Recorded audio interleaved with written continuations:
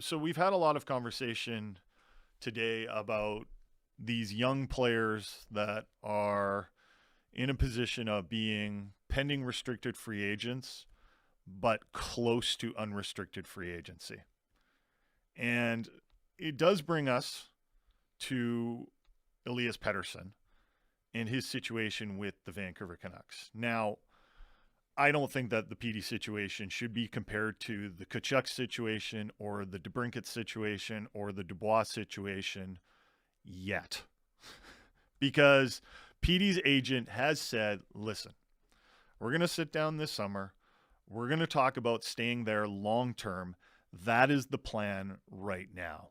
So PD, through his agent, has indicated that he is open to discussing staying long-term in Vancouver. So I don't expect this situation to play out like the Tkachuk situation or Dubois or DeBrincat. But when will he sign an extension? I'm less sure on that. I remember during the season last year, we talked about the offseason for the Vancouver Canucks, and we said, yeah, they're going to make some moves around the edges, but the number one goal should be to get Elias Pettersson signed long-term. And everyone was like, yeah, I agree with that. Mm-hmm.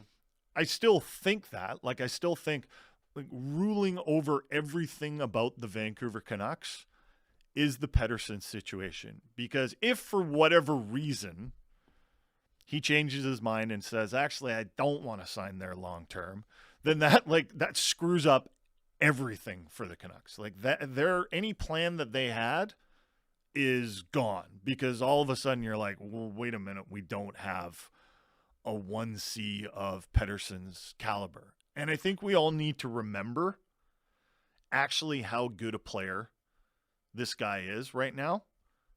Like, he had 102 points last season. That was the 10th most in the league.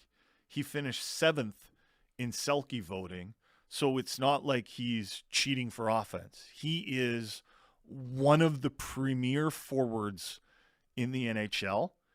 And if PD does sign an 8-year extension, I don't see how the cap hit falls below $10 million.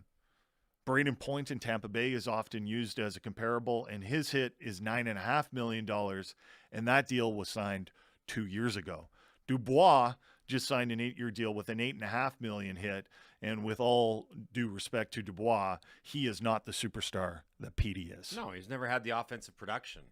And I do think that, and Drance astutely pointed this out in his more recent Canucks mailbag at The Athletic when he was asked about DC PD signing long-term this summer, the comps might end up being Austin Matthews and Sebastian Aho. Now, different situations, because Aho's going into unrestricted free agency after next season, right? He's a pending UFA. This is the last year on his current deal. And so is Matthews. Yeah. So what you're looking at there is just a slightly different time in the evolution of their contracts, but the same type of value of player.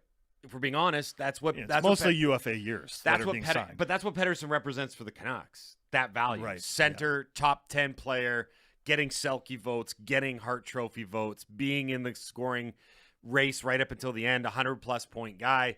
That's what you're talking about. So 10 is probably the starting number. I think those two are going to be very curious though.